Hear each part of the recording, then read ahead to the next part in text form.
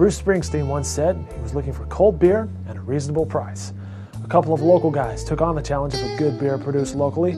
I caught up with COOP Ale's general manager, J.D. Merriweather, at their microbrewery. It's located at Northwest 51st off of Western. Their story is 3.5 years in the making, and they plan to have fun with it.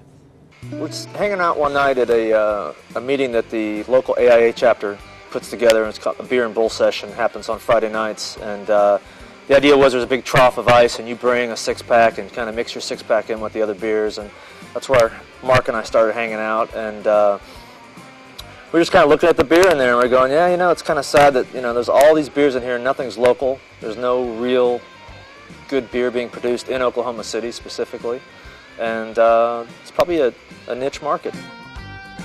Oklahoma's got lots of crazy laws that you have to kind of be aware of, and the places that are manufacturing beer right now in Oklahoma are limited to 3.2 because they're a brew pub, and 3.2 beer by Oklahoma law is considered a food product. We can produce whatever we want. We're a distribution center. We're not a retailer, so we're a production brewery. Technically, we are a microbrewery. COOP Ale consists of 3 partners, a head brewer, and 4 investor groups. They keep it small and keep it simple. The beer goes from COOP Ale to a distributor, from there a restaurant or bar, or when package stores order and pick up bottles. Just one step between COOP Ale and the retailer. Larger beers, our Belgian beers, are like 10% alcohol. So and I'm sure we'll do barley wines in the future, which go up to 12.5%, 14%. So we're going to have fun with it. In those 3.5 years, we started formulating recipes, so we were doing a lot of small batch brewing, home brewing. So we'd brew 10 gallons at a time, and we'd actually start doing tastings with friends and getting the beer in front of people to see how well it was received. From there, we did, each of us kind of traveled quite a bit for our work, so we would always stop into other breweries, do brewery tours, find beers that we like, beer styles that don't even make it to this region. There's quite a few breweries that don't distribute to Oklahoma. And from there, we put together a formal trip. About 5 of us went to Denver for a 4-day weekend, and we toured about 13 breweries collectively, and went in and used that trip to look at how they started, what beer styles they started with, and what size system they started with, because that's kind of where we were trying to figure out where we need to be a startup in this market and meet the production needs of what we think demand will be. Equates to 217 gallons, so every time we brew, that's what we'll end up producing. Sometimes twice a day, sometimes 3 times a day, skip a few days in the week, it just depends. So the way we're set up back there is we've got a 7-barrel system with 7-barrel fermenters, and then we also have 15-barrel fermenters. So there are times when we'll brew 2 batches of beer and blend the 2 of them together and run them through that way.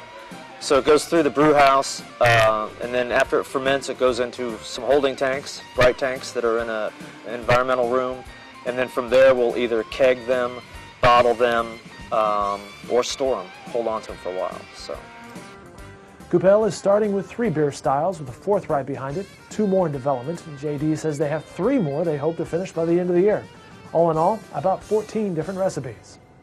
So where can you get the beer? COOP Ale will be available March 1st in kegs, soon in local restaurants and bars. We're planning on having beer at the Lobby Bar, at Iron Star, at the Speakeasy, which will also serve as our tasting room, so you can come by on Saturdays and do a tour of the brewery, and then we'll give you a coupon to go next door and get samples, and you can do that. McNelly's is on our list, and we're working with quite a few others, Electra Lounge, just all around town. Believe it or not, COOP Ale is running a green operation, putting thought into energy and recycling. We're on OG&E's 100% wind power for sustainability, and we're buying those credits, wind credits. We're recycling our grain. We're finding local farmers that want to feed it to their animals as the spent grain comes out, and we're working on some passive solar stuff for water preheating, and in the wintertime we could use it for cooling now, the way this winter's been. You can also find us on all the social media networks too. We're on Twitter, MySpace, Facebook. We want it to be fun, and we want that to reflect in our beer, in the creativity of our artwork, and we're really concerned about putting out a quality product, something that I'm not saying it hasn't been seen, but it's going to be seen consistently from us. So. For more on development around Oklahoma City, be sure to check out Steve Lackmeyer's blog at okccentral.com.